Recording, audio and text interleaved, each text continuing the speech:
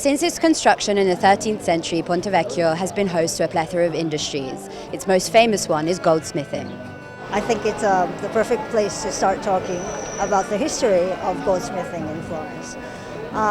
The goldsmithing history goes back to the Middle Ages in Florence, and some techniques can be also traced back even to the Etruscans.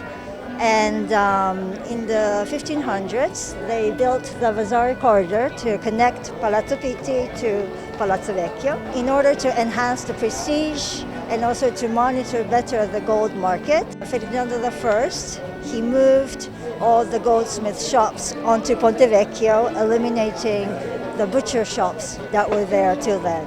And also during the Renaissance, the goldsmith industry really prospered in Florence, thanks to all the commissions from the palace, from the church, and also for the growing wealthier population of Florence. Many goldsmith bottegas, the laboratories where they actually made the jewelry, that really increased on and around Ponte Vecchio. The Florentine jewelry was renowned for its refined style, creativity, and the craftsmanship and the techniques that were involved. And these techniques have been passed on to us after generations to generations.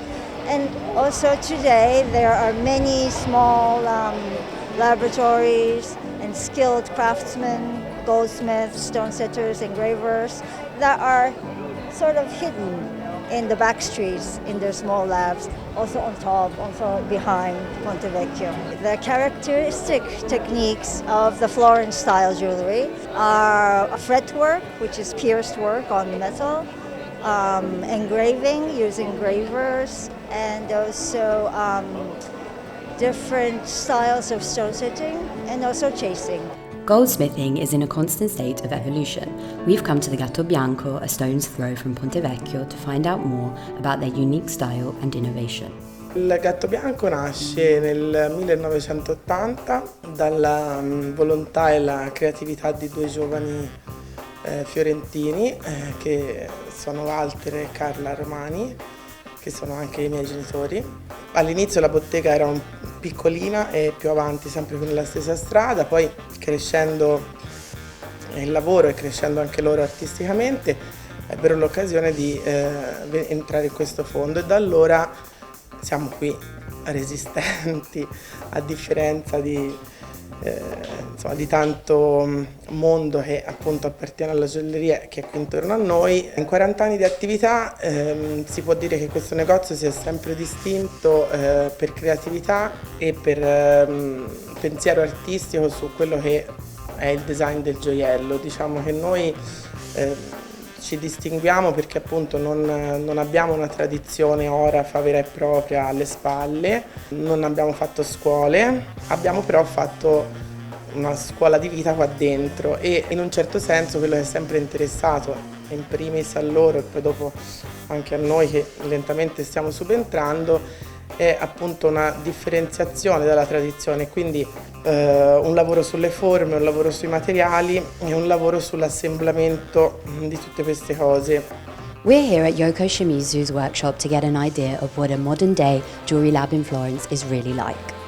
I also work with experimenting with the materials, touching the materials and pushing to the limit of the materials, and sometimes the improvised reactions of the material itself becomes the inspiration, and so that's a way I work as well. One other thing which is very important to me is that jewelry is an art form which can be worn on the body, and the way it fits on the body and moves on the body and reacts on the body is also an inspiration of how I create and design jewelry. I do use the techniques that I have learned here, but I don't necessarily make jewelry in the traditional Florentine style.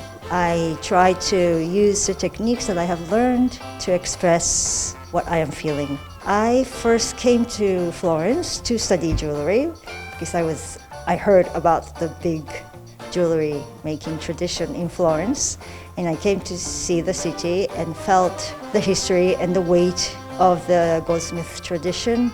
I also felt this vibrant creative spirit in the air, let's say. I'm very happy that I came here to study jewelry, and the teachers that I learned from were very inspiring. They didn't teach me only the techniques, but they also pushed me to understand and think about what I wanted to express and how to express, not only through techniques, but also thinking about what it was that I wanted to make, not just the techniques that I was using.